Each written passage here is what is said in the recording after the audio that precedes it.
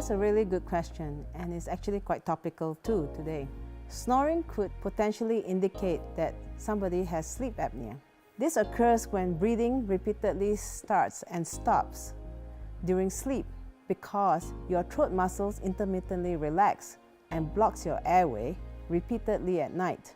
The most noticeable sign, of course, is snoring, and it's an extremely common condition and affects an estimated 26% of adult Americans aged between 30 to 70 years old.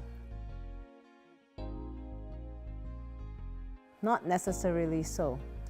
You are most at risk for developing sleep apnea based on your anatomy, as well as your age, and if you are overweight. The most common symptom for sleep apnea is loud snoring. Waking up at night with a dry throat or a dry mouth could indicate that you have sleep apnea.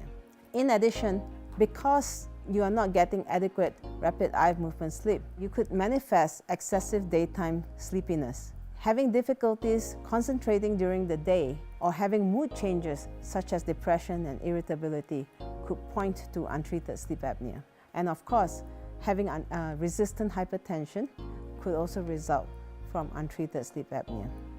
The signs that you should look for before you start seeking medical help would be snoring that is loud enough to disturb you or your sleeping partner.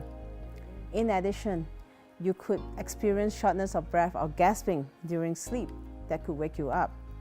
And of course, excessive daytime drowsiness or inability to concentrate during the day.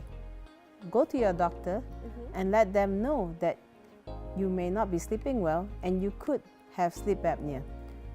Your doctor will then send you to someone who specializes in sleep disorders, and what they will do is conduct a questionnaire that could point to the likelihood of having obstructive sleep apnea.